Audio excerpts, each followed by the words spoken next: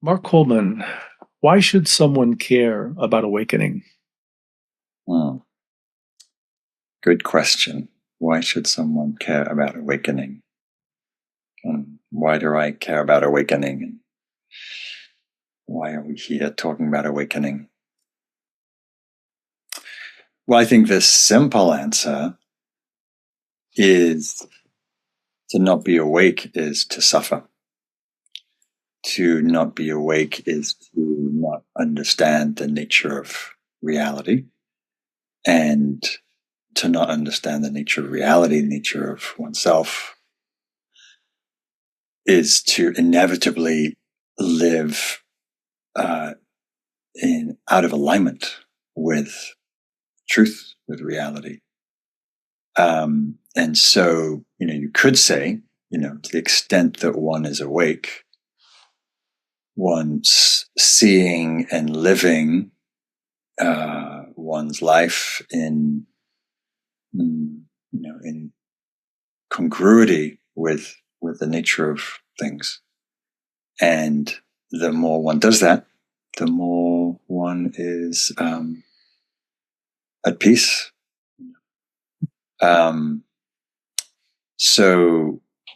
So that feels very simple to me in a certain way, even though awakening has even just the word, whether it's the English or whatever, Pali or other Sanskrit words that we might use, or Japanese or Chinese, Tibetan,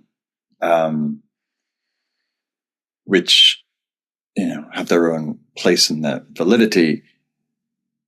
But if we go back to the original teachings, right, the Buddha was very squarely positing awakening as liberation from suffering, liberation from delusion, liberation from reactivity.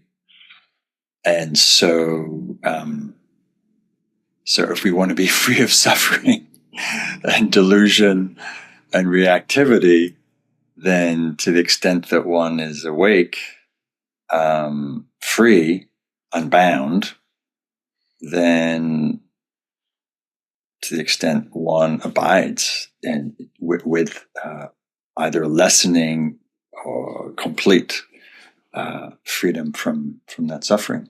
So I like to put it in those pragmatic terms. I think also, just personally speaking, there's a beauty and a richness and an aliveness and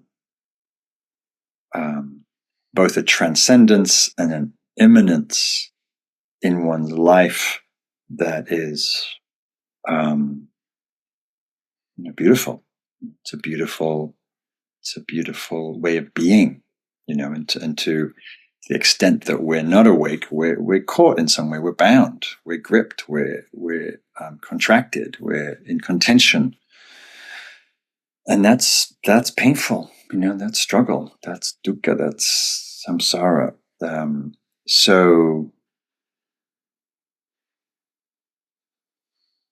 And I think deep down, everybody is wanting to be more free, more awake. However, it's defined in different people in different traditions. And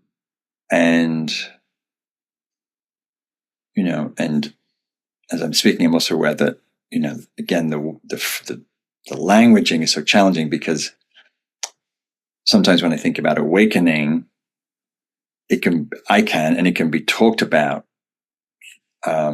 without an inclusion of heart and without inclusion of love. And it's like, what are we awakening from or to or into? And it's also awakening of the heart, an awakening of love, an awakening of boundless compassion, an awakening of connection and understanding of profound interdependence.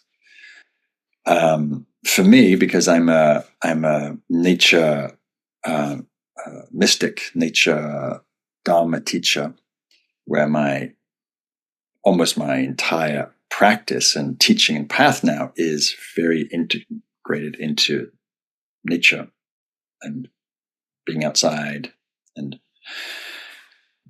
connecting with the earth in very profound and beautiful ways, then the awakening for me is also realizing my nature as earth, my nature as not separate from all beings, from all life, from all forests and all breathing things. And so it shifts me from a very small, tight, bound, egocentric existence to something that's more open, more vast, more beautiful, more connected, more loving, more responsive, more free. And yeah, so there's so much beauty and richness in that. And then there's just also the freedom that comes from being free of the mind, being free of the conceptual mind, being free of all the distortions and the pain and the struggle that mind creates. And that's beautiful, to have that access to knowing, to awareness, to wisdom, that can see all of these myriad concoctions and stuff of the mind and the world, and this kind of a space or freedom or spaciousness or ease or non-gripness in relationship to all of that. And that's beautiful and freeing, and it's profoundly peaceful.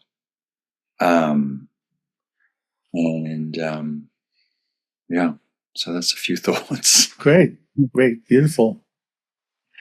Hello, I'm Stephen Mugen, Snyder Sensei, the founding teacher of Awakening Dharma, and I'm joined by Mark Sandominenberg Roshi, another Awakening Dharma teacher.